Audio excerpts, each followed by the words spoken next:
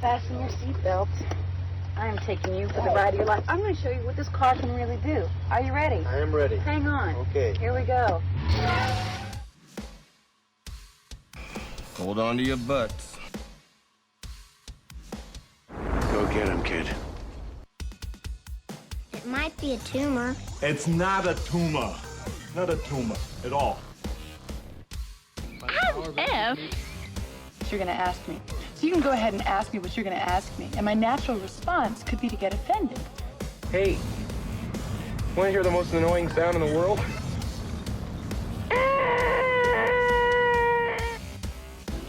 Yeah, well, that's just like your opinion, man. All right. You're listening to the 30-something movie podcast. One movie each week, 30 years in the making.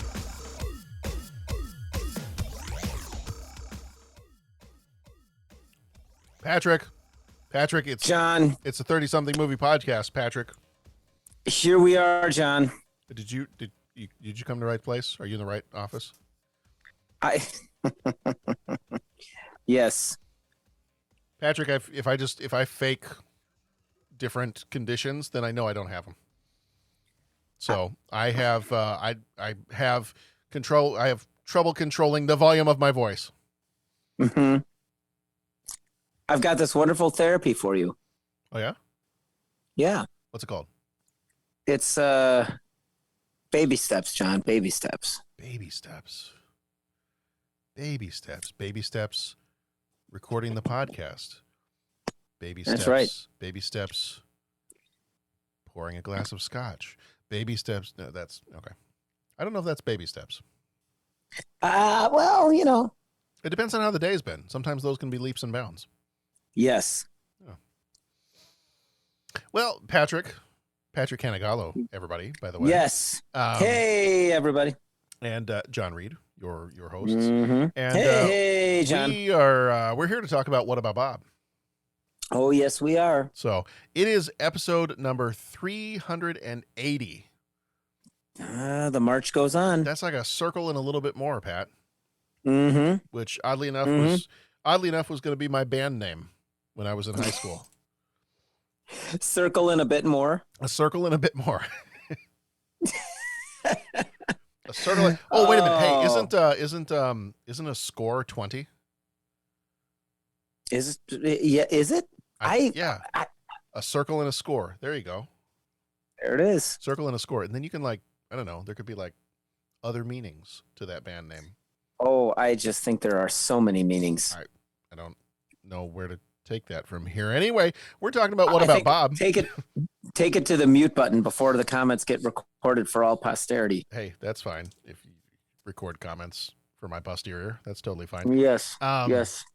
We do spoil things. I think we're probably spoiling the podcast as we go along here. So yes, we do. We do have a tendency to spoil. We spoil freely all over the place. So just don't turn on a black light. So be warned. The 30-something movie podcast is part of the Scene Stealers podcast network. This episode is sponsored by Scene Stealers International Convention Agent. They have got a plethora, if you will, of movie and TV stars. Patrick, would you say they had a plethora? Oh, for sure, John. I would say they have a plethora. They have a plethora. Patrick, do you know what a plethora is? John, could it be that your frustration with things going on in other parts of the life that it's me, Pat, that you decide to? I don't know. I'm messing up the line. I'm going for it. I know where you're going, but I'm messing up the line. That's fine. What did he say? Hey, what did he say? That he's like, the podcast will, if you just let it happen, the podcast will record itself and it'll all go well. And if it doesn't, that's right. I will kill it. Yeah, that's right. I think it's like if there's a Hefe. Would you say I have a plethora? Oh yes, you have a plethora. Yeah. Hefe, do you know what a plethora is? Well, I know what it. Yeah, I know what it. No, I Hefe am not. I do not have the superior intellect, and he kind of goes into that whole thing. Could it be that perhaps you are once again? Yeah. No, you were on the right path. That's right. You were on the right path. You were good. I was on the right path. I just didn't have the words. It escaped me. I kind of dropped dropped the ball on that. I just remember when he got mad because I would hate to say that one of my men or one of my people is using a word that they don't know what it means. Would tell me that I have a plethora and they do not know what the word plethora means. No, you were on the right path. You just, when you got on the path, you shot the invisible swordsman, but you were on the right path. That's right. The invisible swordsman. Now that's a movie that I don't understand. Well, I just don't get any critics score after what they did to that movie, but classic movie nonetheless. That was our, if anybody wants to go back and listen to that, I think that was our 50th episode. Oh my goodness. 50. So 5-0. that was 5-0. 2 score and a little bit more. Jeez. So that was a while ago. Yeah. Yeah, it was. That was a hot minute ago. So after you're done checking out scenestealersglobal.com, you can go to 30podcast.com where you can leave a rating, leave a voicemail, become a co-executive producer via Patreon. Thank you so much to all of our Patreon supporters that are with us each and every month. And there's all kinds of good bonus stuff on there, bonus episodes. If you want to check those out as well, if you are supporting us there on Patreon, you've got access to those. So go check that out. And I think it's time to ask one of the most important questions we can ask today, Pat. What is it? That's a little drop for all the Tower of Power fans out there. Yeah, that's a good question too. And if you're not a Tower of Power fan, you should be. Why are you not? Yeah, why are you not? What's up? What have you been doing with your life? Yeah. Basically, Pat, I think if people are not, then they've been living their lives in fear and they can't ascend to a higher plane. There it is, John. That's why you are the consummate professional that you are. Look at you bringing it right back, bringing it back to the show. Tie it back in, full circle, which was my other band name. Tie it back into the full circle? No, I think just full circle. Oh, okay, just full circle. Okay. Full circle. Mm-hmm. All right. We were going to play buffets and restaurants, so I figured like full circle also had multiple meanings. Yes. Yeah. Anyway, this is the 30-something movie podcast. Mm-hmm. Pat, did we ask if we have a plethora? I think we did. Okay. We established the plethora. We established the plethora. All right. Yeah. One of the other most important questions you can ask is, what about Bob, Pat? What about Bob? What about Bob? Well, I'll tell you about Bob. Bob was released on the 17th of May, 1991. Bob is rated PG. Bob had a runtime of 1 hour and 39 minutes, which is about 1 hour and 38 minutes longer than I can run. Directed by Frank Oz, who also did The Dark Crystal, Muppets Take Manhattan, and the 1986 Little Shop of Horrors. Producer was Laura Ziskin, who died in 2011. She did Spider-Man and No Way Out. Writers for this one were Alvin Sargent, who did the story, who died in 2019. Laura Ziskin, who also did story. Tom Schulman, who did screenplay. Sargent did Spider-Man 2 and Ordinary People. Ziskin did Hero, and Schulman did Dead Poets Society, Honey, I Shrunk the Kids. Cinematography is done by Michael Ballhaus, who died in 2017, did Goodfellas and the 1992 Bram Stoker's Dracula. Editor was Anne V. Coates, who died in 2018. She did Lawrence of Arabia and In the Line of Fire. Music was done by Miles Goodman, who died in 1996, who also did Little Shop of Horrors, the 86 version, La Bamba, and Teen Wolf. Budget for this one was $35 million. Box office was $63.7 million. Flick Metrics gives it a 69%, and CinemaScore gives it a B+. Starring Bill Murray as Bob Wiley. He was in Ghostbusters and Lost in Translation. Richard Dreyfuss is Dr. Leo Marvin. Dr. Leo Marvin. Dr. Leo Marvin. Jaws, Close Encounters. Julie Haggerty played Faye Marvin. She was in Airplane and Marriage Story. Charlie Korsmo played Siggy Marvin. He was in Hook and Dick Tracy. Catherine Irby played Anna Marvin. She was in Law & Order, Criminal Intent, and Stir of Echoes. Tom Aldridge, who died in 2011, played Mr. Gutman. He was in Cold Mountain and Intolerable Cruelty. Susan Willis, who died in 2009, played Mrs. Gutman. She was in Mystic River and The Faculty. Marcella Lowry, who played Betty or the switchboard operator. Marcella or Marcella, I don't know which one. She was in New Jack City and School for Scoundrels. Before going on vacation, self-involved psychiatrist Dr. Leo Marvin has the misfortune of taking on a new patient, Bob Wiley. An exemplar of neediness and a compendium of phobias, Bob follows Marvin to his family's country house. Dr. Marvin tries to get him to leave. The trouble is, everybody loves Bob.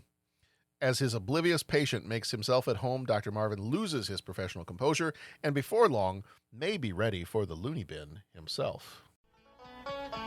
Just when Leo Marvin thought he was getting away from it all. As of this afternoon, I'm taking my family on vacation. His old friend Bob Wiley showed up. Dr. Marvin! Oh my God. I really appreciate this. I don't want any of you letting Bob into this house. He's a sweet guy. Can we invite Bob over for dinner? Would you like some more chicken, Bob?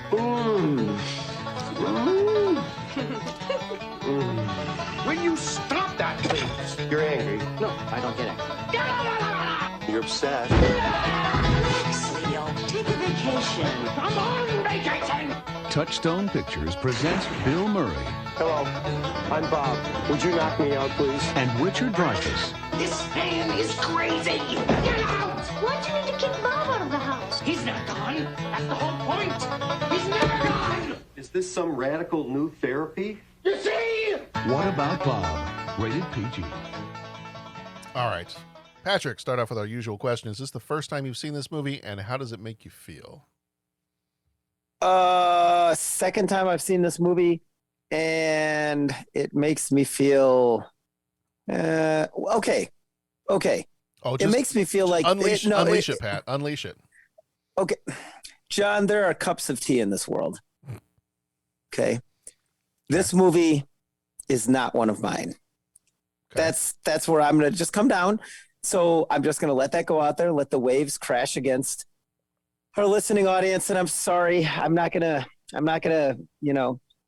go off on a rant or any of that, I promise. But this movie, not my cup of tea. And this was the second time I think I've seen it. Okay. Did you feel that same way the first time you saw it? Yes. Okay. Not a fan when I first saw it. So either. So yeah. All right. Well, we're going to pause for a quick commercial break. To anybody who has been wondering if they should join us on Patreon, if What About Bob is your favorite movie, please pay close attention to this episode. And then you can join us as a Patreon co-executive producer. For anybody coming in new that has not been here with us for a longer duration of time, we have a track record of whatever movies Pat doesn't like. It happens to be that we have somebody sign on to support us on Patreon at almost exactly the same time as when Pat goes off on a movie.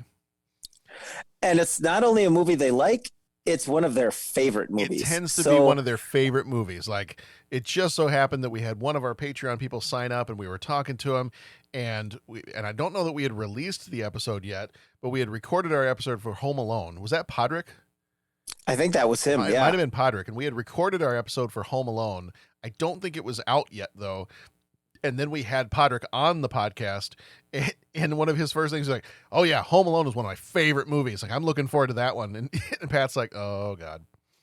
No, and you know what? And actually, it had come out. Oh, it had to come out. Right? Okay, I couldn't remember.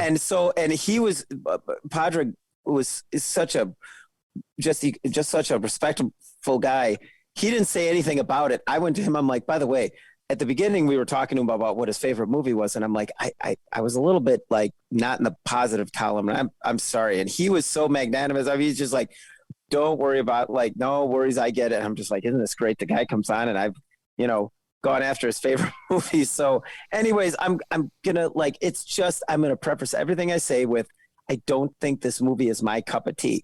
Other people, there's movies I like that it's just people don't like. Well, it's just not their cup of tea. So this one is just not my cup of tea. But anyone out there that likes it, yeah, good on you. Feel free to call the Love Line. Let us know what you think of that. Send something through social media.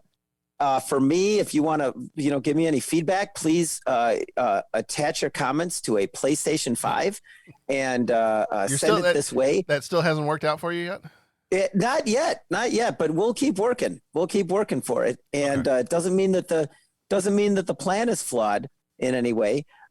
We'll have to do a kind of like one of our other favorite shows, The Greatest Generation. We'll have to do like a mailbox episode where we'll open up the mail that gets sent to us. And so if you get that PlayStation 5, we're doing a mailbag episode. Yeah, that would be outstanding. Yeah, but that's all I'm going to say. Like I said, I kind of caused a little bit of a loss of forward momentum here. But second time I've seen it, wasn't super big into it when it first came out. Not really into it now, but I'm looking forward to hearing other people's thoughts, yours included, John. And just before we move on, Momotions are delicious. You just have to mix them right.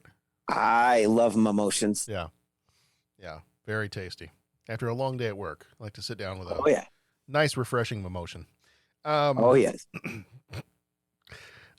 This one, I feel like I've seen this one a few times. I don't know that I could tell you exactly how many, but I've definitely seen this one before. I think my dad was a fairly decent Bill Murray fan, so we would have watched this probably several different times. But I will say it's, how does this movie make me feel? Fine. Like I don't dislike it, but it's also like not one of my top Bill Murray movies. I mean, there are definitely some awesome, excellent Bill Murray-esque moments, where he's doing his thing, and just some of the scenes, as an adult, I probably wouldn't have even noticed this before, but I actually want his like I'm a local shirt. I want to see if I can go find that somewhere. That's funny to me. I probably would have noticed it as a kid, but there definitely some good Bill Murray moments in here, but I can also kind of see where, some of the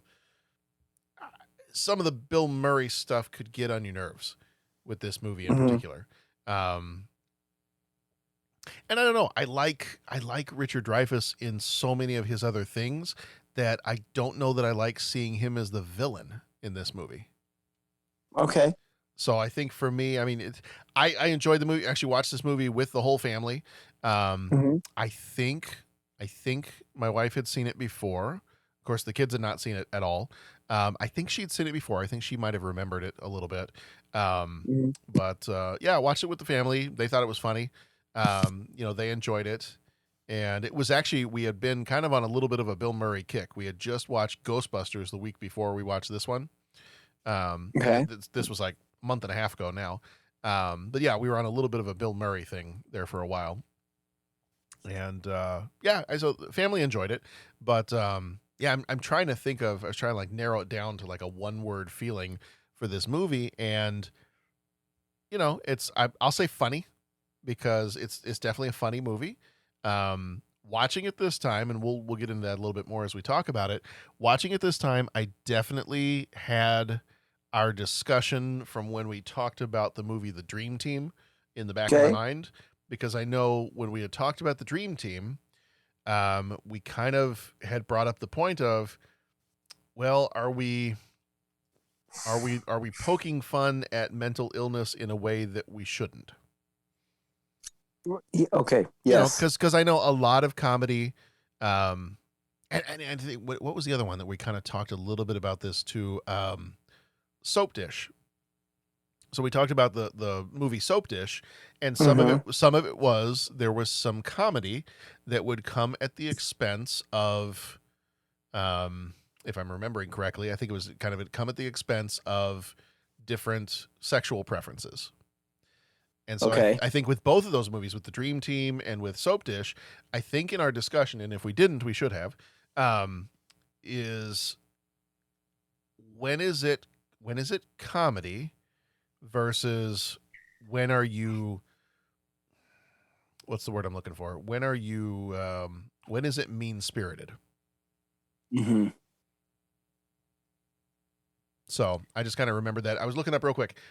We did The Dream Team. If anybody wants to go back and listen to it, it was our episode number 243 from back in May of 2019. Because Dream Team came out in '89, and that's the one that has it has Christopher Lloyd, Michael Keaton, great cast in it. But I just remember we kind of were having that discussion. We're like, is it funny, or is it like should that not be funny anymore? Right. So that's kind of where we landed for that one. I had that in the back of my mind in this one, and I honestly, as I'm watching it, it really didn't. It was in the back of my mind, but it kind of stayed there. Right. So I really wasn't thinking about that too much, even though it was lingering there just a little bit. But that's my long-winded way of saying I think the movie's funny. I've seen it before. I think it's funny, but I definitely would not fault anybody, yourself included, for having some misgivings about it a little bit. Mm-hmm. Got it. So there it is. There's our introductions to how many times we've seen it. We've gotten through the initial thing. Okay. Yeah. All right, Pat, go. Well, cry havoc and let slip the pats of war. Yeah, I don't want to do it because first of all, I mean, when you look at it, it's a well done movie. Mm-hmm. I mean, great direction. You have Bill Murray, who's incredible. You have Richard Dreyfuss, who's incredible. I mean, and the way they played off of each other, they got that. You know, the odd couple thing, they got that. The supporting cast is great. Yeah, like just so many great things about the movie. And it's a simple premise too. It's, mm-hmm. you know, what if you were a great renowned psychiatrist who's like at the top of his game, about to have a new book come out, about to be featured on Good Morning America, and then you take on this patient who is you know, going to drive you crazy. Mm-hmm. You know, simple premise, and in terms of, well, probably even in terms of today, but at least in terms of late 80s, early 90s, plenty of opportunities for comedy. Yeah. Yeah. When I first saw it, because I know you asked, hey, is this something like just you rewatched it and it's like, did I like it? And I'm like, I don't really remember liking it that much. Now, I didn't dislike it. Now, I was younger when I saw it. It was like, oh, Bill Murray, and I'd laugh and all that. But it was like, I'd rather watch Ghostbusters. I'd rather watch. And the thing was, it just went mean-spirited so quickly. You know, like, I mean, I was a little bit I remember when a kid, it was just like, okay, Bob's inviting himself into this family vacay thing, you know? So why, like, vacation, like, that's not right. Like, the guy wants to have a vacation with the family, and the Bob character just kind of like goes up there, and we're kind of all okay with it. You know what I'm saying? And then the Richard Dreyfuss character just became mean. Yeah. You know, and I mean, it's like he's blowing him up and he's going to get him with the shotgun and the whole thing. And it was just like, you know, it's sort of like, to quote another one of your favorite movies, you know, I tried to cover for you because I thought you were a little crazy. Turns out you weren't crazy. You were just mean. And this is only radio. I mean, that's kind of what it came down to. Is it was like, you know, you kind of want to like, okay, I can understand that. He's kind of taking your family. He's kind of, you know, and I get that. But then he just gets mean about it. And that, I just remember as a kid kind of thinking like, you know, I don't know. There's really no one I can get behind in this. You know what I'm saying? Mm-hmm. Yeah. And I got to be honest, and I don't want to be on my high horse. And again, if other people like this movie, like, I get it. Please, please, please. Like, there's movies that I like that I probably no one else does. And that's all well and good. But it was like, the mental health piece, I mean, especially when we're just trying to get past the ideas of it being stigmatized and every facet of it, you know what I'm saying? Like, and we're kind of making it a punchline. And the thing was, I didn't process that until about a year after the movie came out, because I don't think I went and saw it with family. I think I went and saw it with friends. But then my mom saw it, and she worked actually as a music therapist. And she was like, yeah, I don't know, guys. There's people like that really suffer from those things. And this is my mom. I mean, mom said this back in 91 or 92, and it really stuck with me. It was kind of like, there's people that really suffer from those things. And are we really going to sit and be entertained by laughing at it? I don't know. And it was kind of like, oh, wow, that's okay. And again, I don't want to ruin the fun for everybody. And I mean, my gosh, I get that that's maybe the point of comedy. And, I'm not going to sit here and go, oh, well, the movie, I'm not in any way saying don't watch. Like, I'm not saying any of that stuff. And if it's just not funny, okay, well, I'll watch other stuff that is. So I'm trying to really choose my words carefully because I don't want to get into it should be canceled. And I mean, not at all. But what I am saying is just for me, I just watched that and it's just kind of like, I don't know about this, and then especially when you look back now, the mental health piece and all that, just all the stigmas around it and how we're trying to break through those and getting people to take care of themselves.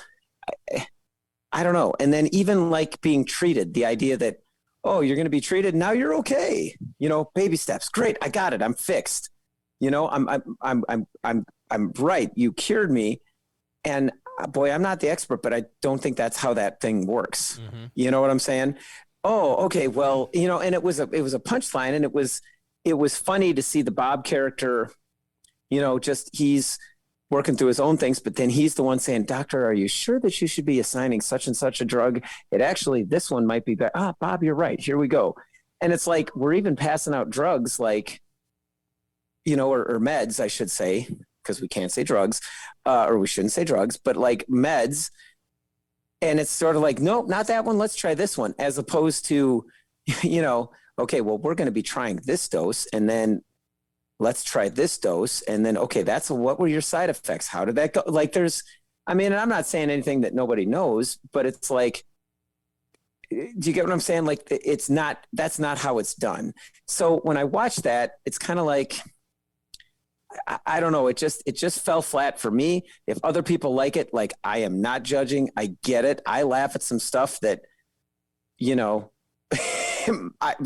my family's like, you find that funny? What is wrong with you? I get it. But this one, I don't know. It just kind of wasn't a big fan when it first came out. And then my mom, like I said, back in 91 or 92, when she saw it, and it was just like, yeah, I don't. And now I watch it and it's just like, yeah, I don't know. Yeah. I'm going to get off my rant. I'm sorry. And because I've got more that I want to bring up, but I'll come up for air. Yeah. No. I enjoy your rants. Okay. There you go. Well, some of the interesting kind of backstory of this movie is just how much, and I don't know if you read up on any of this at all before we recorded, but there's if you go into like IMDb or any of the trivia stuff about this, or read any interviews about this, apparently Bill Murray and Richard Dreyfuss did not get along at all on this movie. I had heard some of that. Yeah, and like there are, I guess, several other reports of just how, and I kind of hate to hear these things, like when you've followed somebody and you enjoy their movies and you enjoy them as a comedian and an actor and all this other stuff, and then you start to hear about like what they're doing in their personal lives when they're not in character. Mm-hmm. For this one in particular, there's a lot of different instances where I think one of the screenwriters or script writers, where Bill Murray like threw her into a lake and broke her glasses and threatened her. And then you've got Richard Dreyfuss saying, here's a quote from one of the interviews, and I think this one's pretty telling. When he was asked about this movie, he's like, how about it? Funny movie, terribly unpleasant experience. We didn't get along, me and Bill Murray, but I got to give it to him. I don't like him, but he makes me laugh even now. I'm also jealous he's a better golfer than I am. It's a funny movie. No one ever comes up to you and says, I identify with the patient. They always say, I have patients like that. I identify with your character. But I mean, there's several instances of when they ask like Richard Dreyfuss or somebody else, they're like, no, yeah, Bill Murray, don't like the guy at all. Funny movie, can't stand the guy. I'm like, well, that's kind of sad to hear, because like when I watch Ghostbusters, when I watch Stripes, when I watch his other movie, when I watch Lost in Translation, I'm like, I think he's a funny guy. I like him, but at the same time, you hear about some of this personal stuff, and you're like, ugh. All right. Kind of wish I hadn't heard that. Yeah, that's always the thing of of breaking down the the characters, separating the characters from the actor, and that's sometimes you got to do it because otherwise, it's hard because you do get attached to them. Yeah. Yep. And again, and I know stuff, and at the risk of going off with the rant, like as I'm just thinking through the movie, there was so much stuff in there, like, like the whole riff on the Tourette's thing, where then all of a sudden, the kid, they're all screaming profanity, right? And it's like, okay, I get it, and it's funny, and I'm going to sound like an old man when I say this, but then in the same token, and this is a 21st century thing, like now, and we've talked about this before, but now we're seeing, and we all kind of want to point to like TikTok and all this other kind of stuff, but we're seeing some things exhibited in kids where suddenly like, whoa, the language, or even out in the world right now, like the amount of language and things like, bumper stickers that are just incredibly profane. And it's like, I get it. And anybody that knows me knows that, sometimes the air will turn a little blue there, but it's just like, we're seeing that to the point where, okay, I've got young kids that are like, look up and see this on a bumper sticker. Dad, what does that mean? Like, why is that person, you're seeing all that. And then when I watched this, that kind of, I don't want to say struck a nerve, but I kind of bumped on that. But like, okay, so you've got Tourette's syndrome and it's being painted as you just scream profanity at the top of your lungs, and it's kind of like, well, I'm not an expert, but I don't think that's how that works. And, again, I go back to there's individuals out there that are really working hard because you get, all sorts of tics and things that, they really need to work through, and society not necessarily the most accepting of that. And we're just painting it as like the comedic byline. And do you get what I'm saying? And then like, and what is the comedy? Oh, just shouting profanity, which isn't really exactly what that's all about. And then on top of that, we're thinking it's funny that there's the kid just shouting those things at the top of his lungs. And it's kind of like, none of that was even covered in the movie, like the parents, like, okay, let's calm that down. Like, okay, I know the mom was enamored with Bob and I know the older sister was and all that. And I get what they were riffing on is, okay, the dad was the uptight one, but it was like, where was the, okay, hang on a second now. I really don't want my kids talking that way because that kind of language isn't, do you get what I'm saying? Like, yeah. And I'm totally being that guy with this movie, and I knew I was going to do it. And again, I am sorry to our viewership, but it's like we're seeing all those things, and it's like, why are we just glossing over it and laughing? I mean, the family, like, did he have a moment where he set himself back up with his family? Because there were some beats in there, and in fact, I think it was the same kid. But like the movie Hook, I mean, he was out of touch with his family. He was a workaholic. He was, and you kind of get that same feel in here. But again, there was no arc where he learned to be, even in a storybook sense, like they did with Hook. Like, he saved the kids. He's back to who he was. He can be himself, and he's going to make changes. Like, you don't really get that in here. And so that's where I'm just like, I don't want to see people treating each other badly anymore. So I know everyone's talking about COVID fatigue and all that other kind of stuff. And I'm like, I can hammer through all that stuff. I just get tired of like, just, people being bad. And even the folks out in the boat, the old people, oh yeah, and cheering. It was like, that was funny to me for like 10 seconds. And then it was just like, yeah, yeah, a lot of that stuff, it just, like I said, again, I'm coming back to it. If you find it funny, awesome. It like, there's a lot out there that like, I love that other people wouldn't. And so it just, I just, as I'm going down, I'm not going to fault anything. I'm just saying, I don't think it was my cup of tea. I don't think it was just the planets were aligned, and this movie didn't appeal to me. Mm-hmm. I'm trying to get off my soapbox, and I apologize. No, don't apologize. So, yeah. Yeah, I think for me, it's this movie has a lot of little, Bill Murray moments, and kind of his typical humor and things like that. And some of his humor, if not balanced right, can kind of get on your nerves. And I think part of this movie is it's meant to get on your nerves. Right. Like that's the whole point of it. He's there to get on the nerves of the psychiatrist. And then it balances out with him being kind of charming. And so, I mean, I think that's what saves it for me a little bit here and there in the movie is take, for example, his interview when they're being interviewed on Good Morning America. Like to me, that's a pretty endearing scene. Like he's genuinely saying nice things about his doctor. And, you can tell he's not just stumbling his way through this interview. He's actively trying to help save the interview for Dr. Leo Marvin. And, so scenes like that to me kind of help. I don't know if they make up for some of the other scenes where, you have a concern that maybe we're making fun of something that we shouldn't.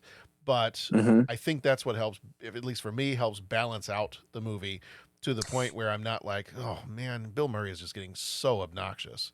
Right. Because he can, as much as I love him as a comedian, he can get certain types of his comedy or certain movies of his, he can kind of take his Murray-isms a bit too far. Right. Well, yeah. I mean, as the Odd Couple type movie, right? This movie, I mean, hits really good on that. I mean, it's like you said, it's a shame when you hear that people don't get along, actors. But I mean, boy, they sure brought that chemistry or negative chemistry or however you want to call it. They sure brought that to the front because, boy, the two of them playing off each other were great. And even the physical comedy of, Richard Dreyfuss when he was walking down there, like, okay, Bob, thank you. I'll take it from here. I'll take it from here. When it's you could just you could tell everything you needed to know by the way he carried himself.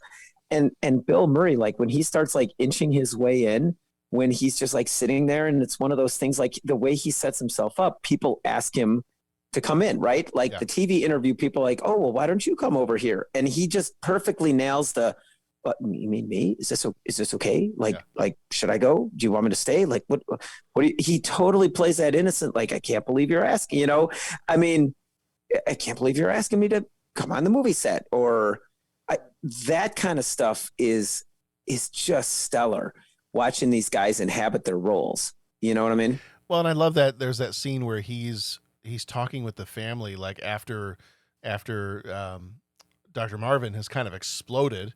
And, his family is like, oh, what is going on with Dad? Like, why are we, oh man, something is really wrong with him.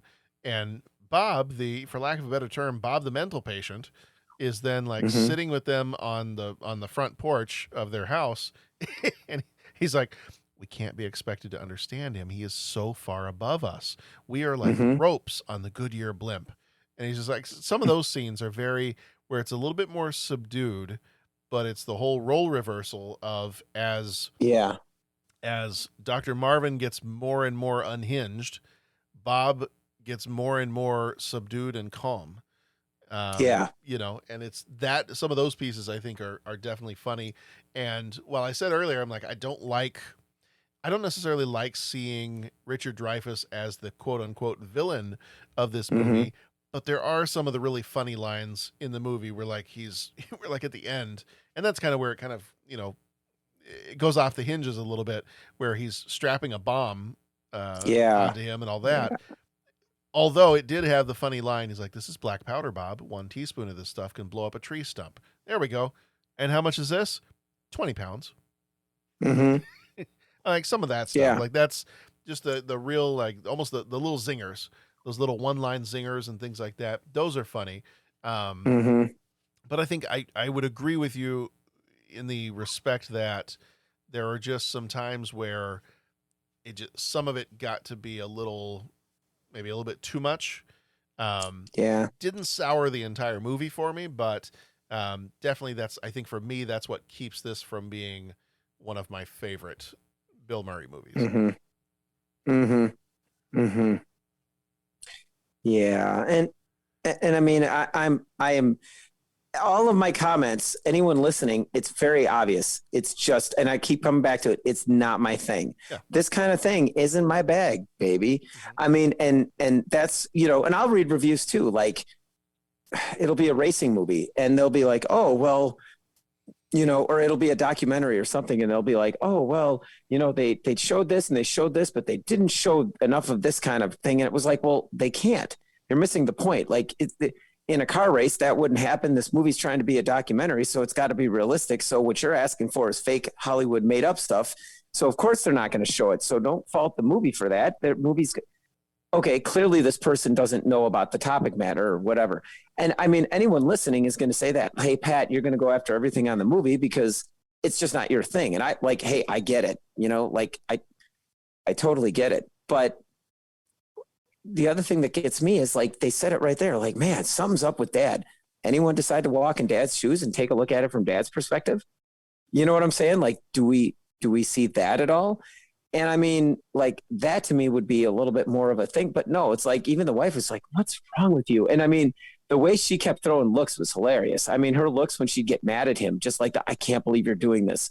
It was awesome. It was priceless. Yeah. But again, when I'm watching the movie, like my gut reaction is it's like, why is no one like walking in Dad's shoes? I mean, yeah, okay, let's put aside the fact that, all right, you know, one of his patients followed us up there and that sets off every alarm bell for, you know, dangerous and suspicious activity. Now, obviously, Bob was ended up being having a heart of gold and all this kind of stuff. And he's an okay guy, like all that. But, you know, at no point did anyone say, oh man, you know, like you know, like, boy, Dad's upset. Let's try and figure out what's going on with him. Do you know what I'm saying? And again, I'm not saying that he was right in that because, you know, he had to like, you know, he was acting like, you know, pushing Bob in. I mean, he was not acting in you know, acting in a positive manner either, but still there was just, you know, you didn't see any empathy on display. You didn't see any of that. Patrick, at the time of recording this, it's not. We're still before Halloween, so I'm still in the middle of like watching horror movies and things like that. You know, to get myself prepared for Halloween. Right. I have gone through in the last 3 weeks, and I have watched every Halloween movie, like the Michael Myers Halloween movies. I have gone through and watched every Halloween movie that has been made up to this point, with the exception of one. And I will tell you that in all of these different movies, Michael Myers is he's in a hospital of some kind under the care of a psychiatrist. It's never good. And it's never a heart of gold kind of situation when he tracks people down to their houses or vacation houses. It doesn't end well for them. So maybe Bill Murray is a heart of gold psychiatry patient, but some of them carry giant knives and they kill you. Right.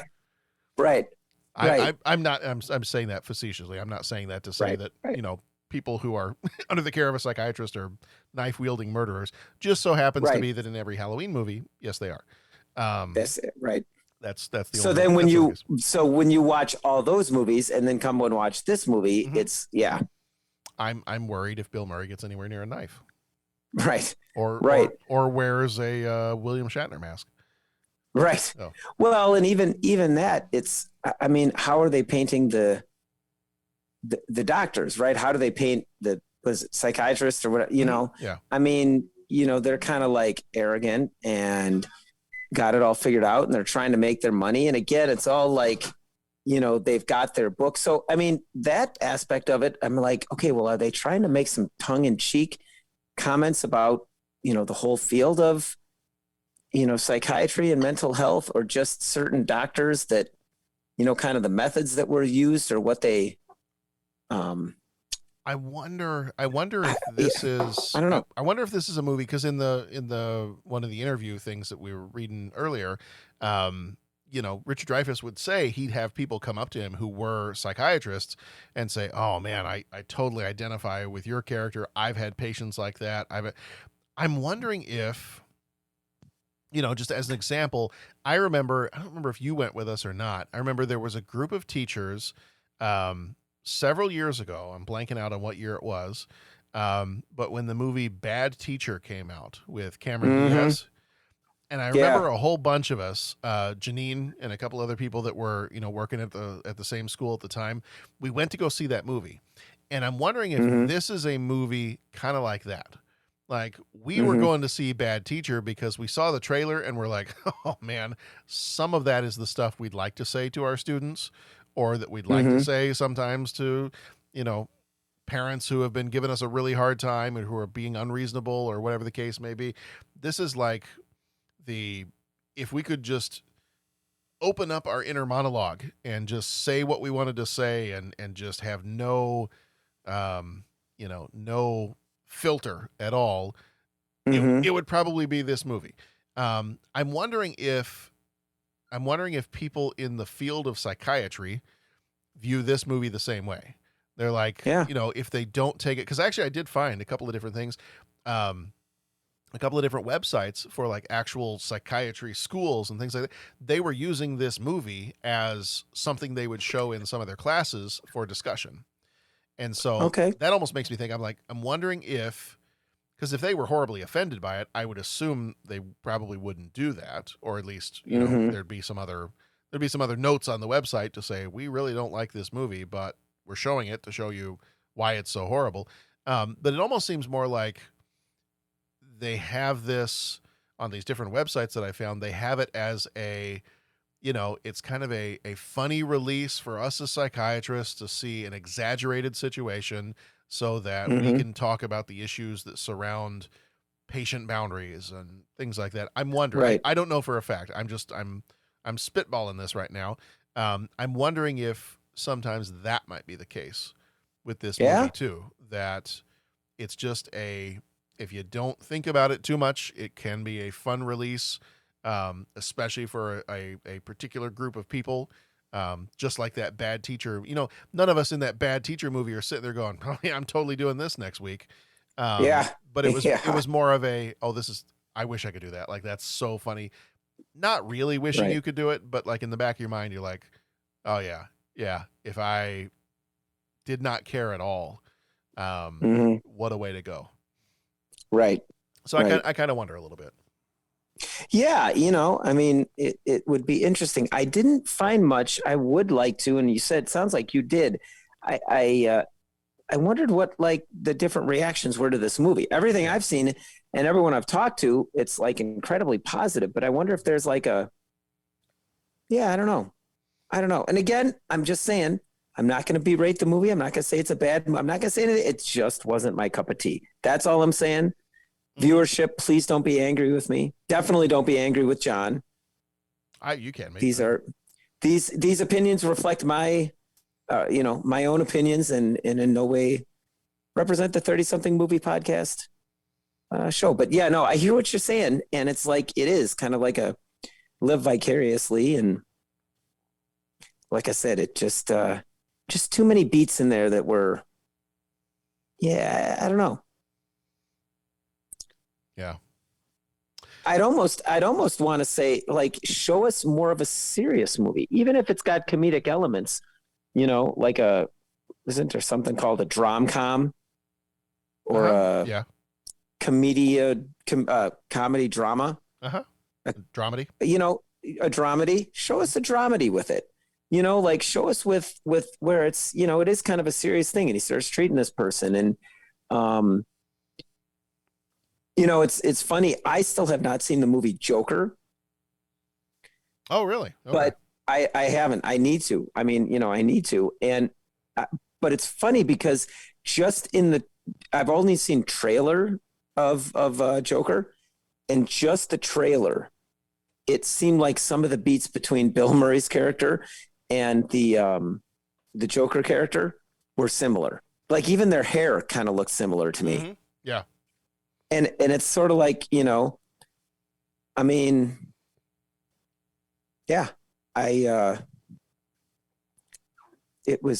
was an interesting connection. Like I said, I still need to see the movie, but it was well acted, and it was, well shot and everything like that. But I wonder what it would be like if it was this. Let's be serious about this. Bill Murray, his character is really suffering, and Richard Dreyfuss' character is trying to treat him. And then maybe Richard Dreyfuss' character is struggling with that. Show us some of that work-life balance struggle, right? Hey, I'm losing my family. I can't, how do I balance this? I want to help this person, but I'm trying to spend time with the family. You know what I'm saying? Yeah. I think if I had a big criticism of the movie, I think it's how quickly at the end of the movie it goes to almost completely illogical places. Yeah. It had been pretty grounded in reality up until this point, and then you just all of a sudden, well, not all of a sudden, I mean, it's been building, but at the same time, even if a patient was driving you crazy, I don't know. I mean, it's like Anchorman. Oh, that escalated quickly. Yeah. He's breaking into a store and stealing weapons and explosives, and he ends up blowing up his house. And like, as you get to that part, I mean, some of the beats of that are funny, but at the same time, I'm like, okay, whoa, like that. Yeah. That jumped to a whole other bridge.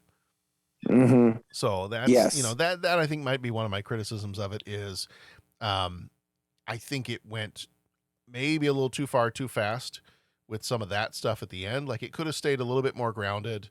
You could still find a way to blow up the house if you really want to do that, but it just seemed it almost went from like funny comedy movie to Looney Tunes cartoon.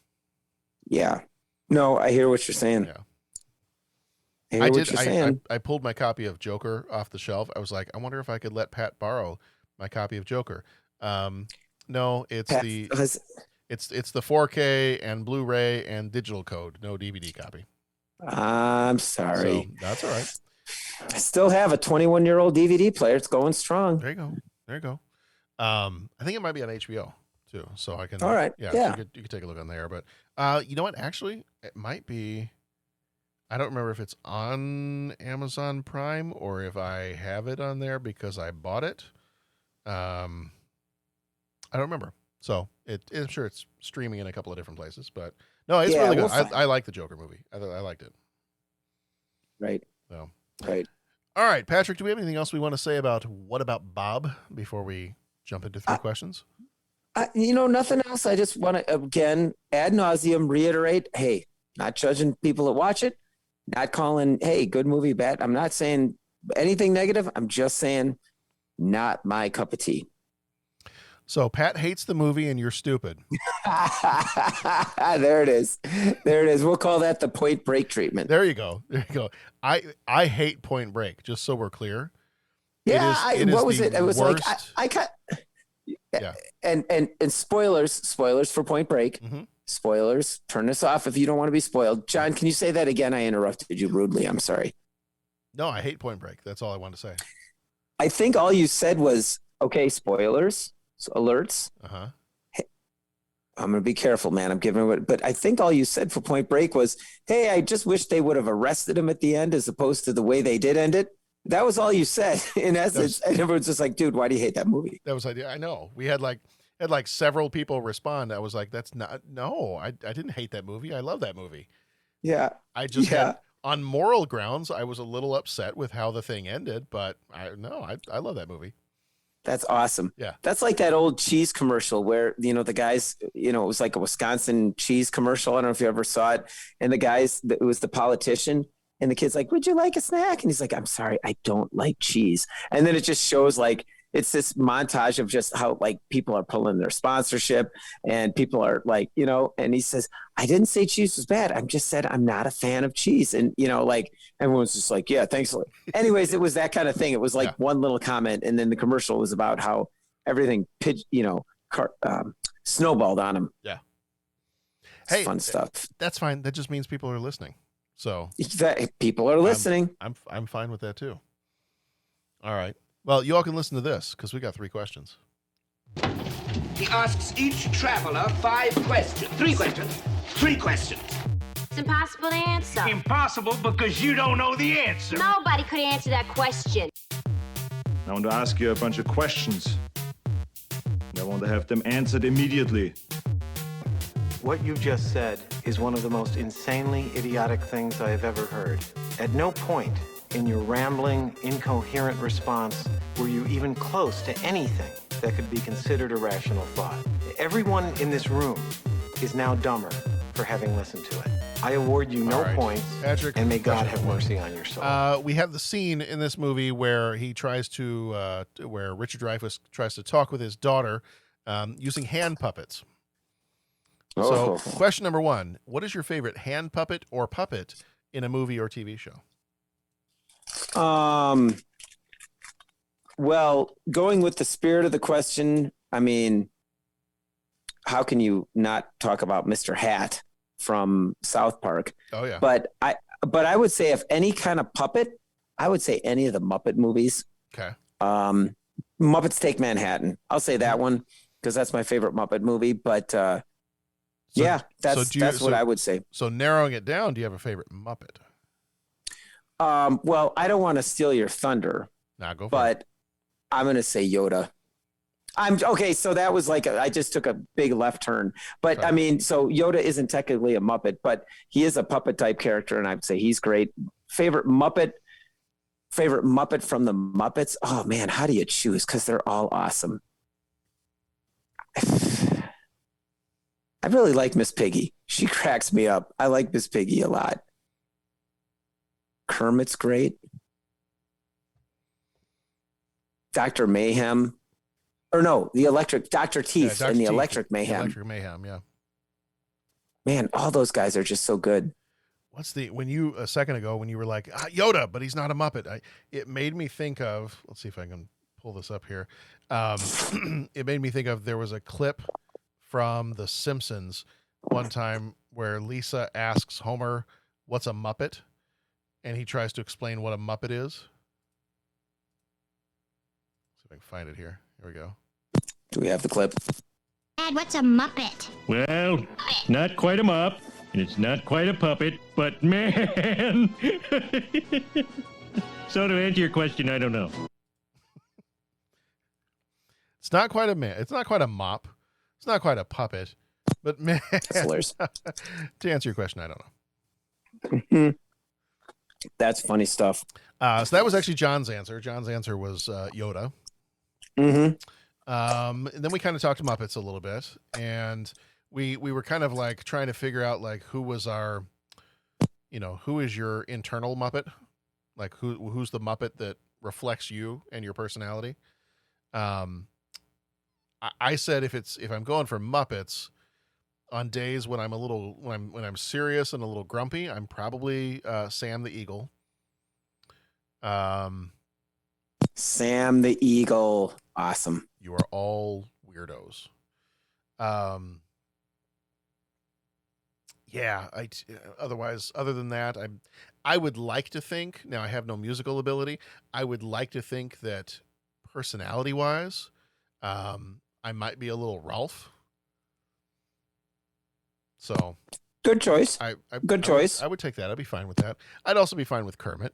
Kermit's a mellow dude. So, yeah. In terms of puppets, yeah,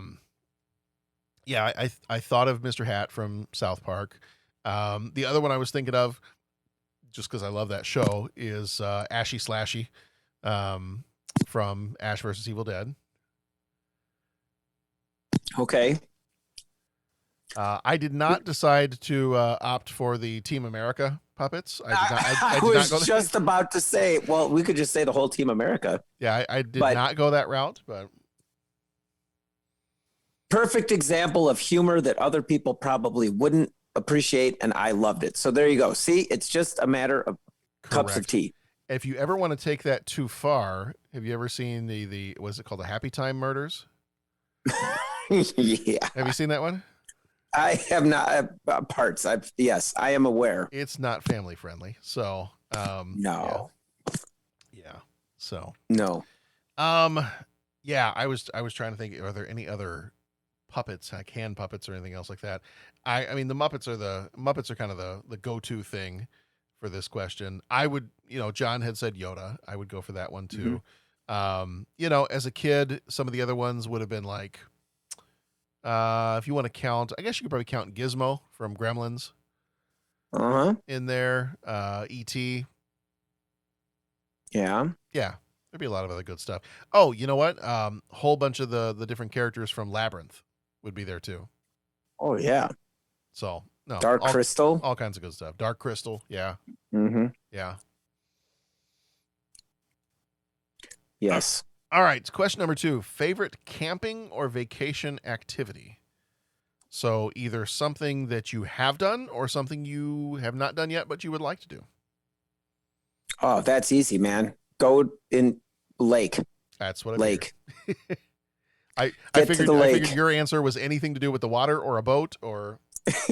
Yeah, get to the lake and stay there until they drag you away, kicking and screaming. That's like I mean it's probably not the best, but I remember as a family, you'd go to the lake and then we'd take an extended vacation at the lake or the lake, and you'd go there, and I remember just basically living in my swimsuit. Yeah. I mean, I'd wake up, we'd go out in the water, we'd come back in. I'd like to think maybe I took the swimsuit off and took a shower and all that kind of stuff. Like sometimes it was like, here's the bar soap. Okay, jump in the water with the bar, It was just in the water. And, added bonus, if you get the lake that's up, usually lakes, I don't want to say usually, but you get the lake that's up by the woods so you can go for a run. But yeah. Vacation, nice. Lake, more lake. Lake, big lake. Automobile. What's yours, man? Talk to me about vacations. So for this one, I think my choice, Sharon and I were kind of along the same lines here. We basically said, I don't really care as long as I'm off the grid. Yes. I think her thing was, I just want to be out in the middle of nowhere. Mm-hmm. Like, I don't want cell service. I don't want emails. I don't want any of that other stuff. Just put me out in the middle of nowhere. The one that, as I've thought more and more about that, and I was like, you know what? I would love, because I feel I've kind of felt more and more over time, like I just would like extended time where there is no other commitments for anything. Mm-hmm. So I've never done this, but it's actually been years since I've even been any kind of fishing. But the one that when I see it, and I don't know if it's, just from watching movies, like a river runs through it or things like that. I'm like, I have never gone fly fishing, but that looks to me like one of those activities where like you're standing out in the middle of the river and nobody's bothering you. Yeah. And you're just there. Yeah. And you just get to enjoy being there. Mm-hmm. So my example would be fly fishing. I have no idea how to fly fish. I have none of the equipment to fly fish. Never done it before in my life. But that was the first thing that kind of came to mind. I'm like, you know what? I would just like to be out in the middle of a river where no one can get to me and no one can call me and no one can email me. And I can just stand out there and I can just enjoy my day and not have to worry about what time it is. Oh, yeah. So, that would be mine. All right. Excellent choice. Question number 3. Did you ever fake an illness to get out of doing something? No. No? No. You? Okay. I totally did as a kid. Nice. Growing up in Texas, there was, I vividly remember this. There was a day I was probably in first grade, I believe. Growing up in Texas, Pat, we didn't tend to see a lot of snow. No, of course in not. Texas. You don't really ever see that very much. And so this was a day where, so it must have snowed partway through the day, because if you even see a snowdrop, a snowflake dropping in Texas, they cancel everything. Everything shuts down. Yeah. So it must have snowed in the middle of the day because we were at school. We had gotten to school. Okay. And I was at school. I remember it snowing. And I, in my little 6-year-old brain, hatched this master plan where I would complain about feeling sick. I would go to the nurse. I would say all the things that I needed to say to get sent home. And then once I got home, I would play in the snow. That's awesome. That is awesome. And it would have been totally awesome. Except Patrick, it didn't work.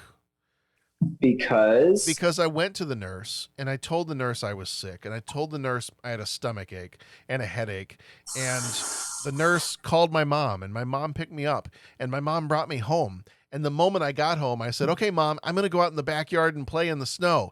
And my mom said, "You get your butt on the couch and you stay there for the rest of the day." Nice. Because you're sick. No, I'm feeling a whole lot better. Nope, you are sick. Get on the couch. So Mom had your number there. Mom had my number there. Yeah, it didn't. It didn't go according to plan. Yes. So the illness does not go well, Enterprise. No. No, the subterfuge did not go well. That's funny. So yes, I did fake an illness to get out of doing something, or to get out of school so I could go play in the snow. Didn't get to play in the snow. Actually, I think my little sister got to go play out in the snow. I had to just kind of sit there from the couch and watch out the window as she played in the snow, because I was not allowed to go out because I was, quote unquote, sick. Yeah, they have a way of teaching you those lessons. Mm-hmm. Mm-hmm.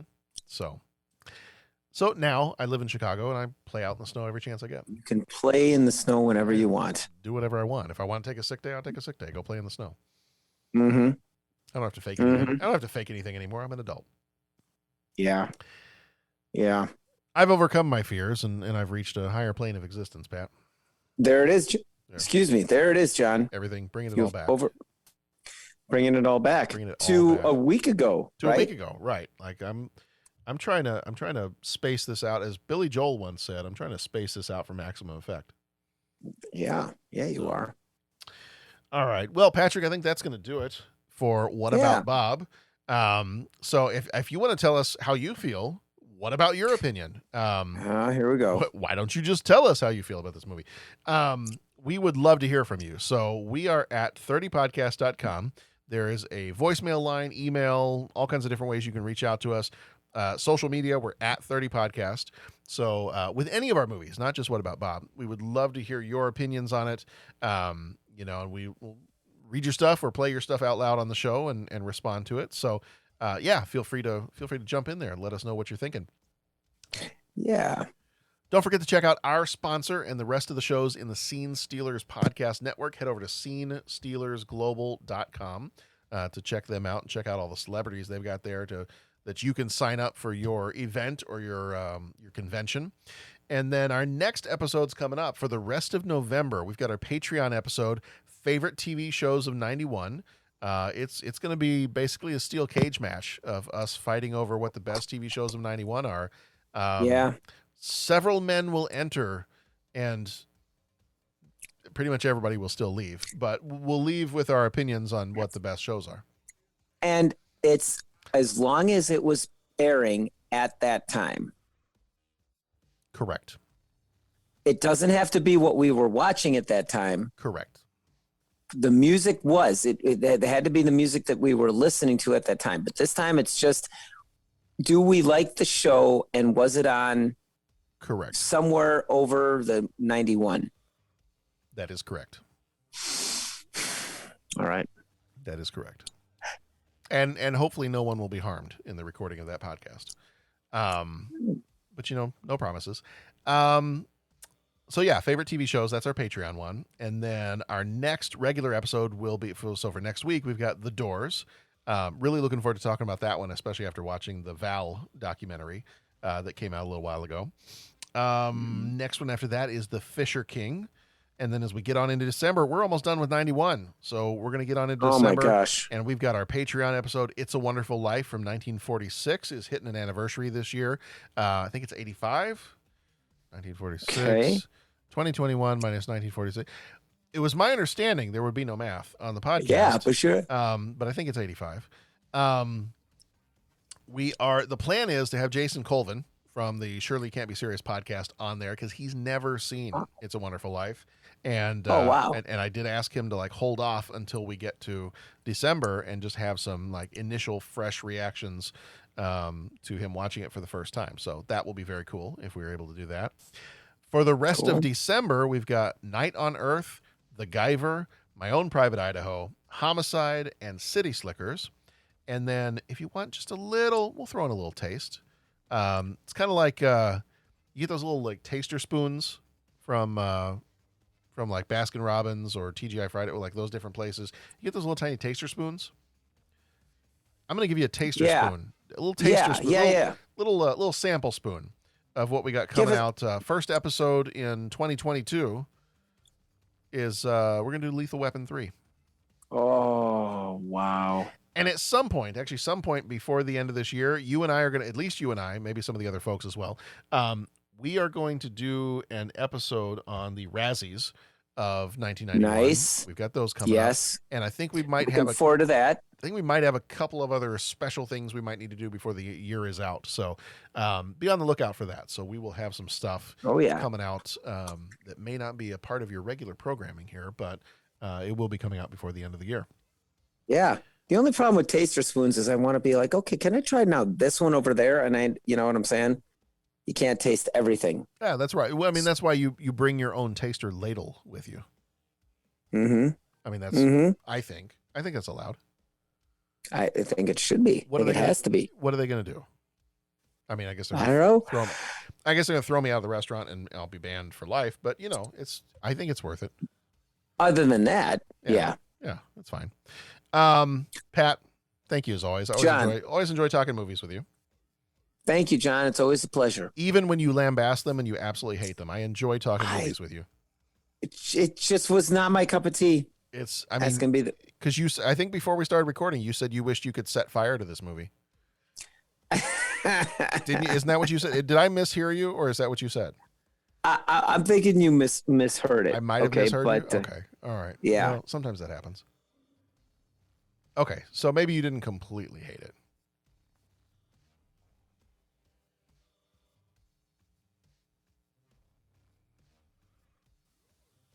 Oh, did I lose you there for a second? Yeah, you lost me. I'm. Hang on a second. Can you hear me now? Yeah, I can hear you.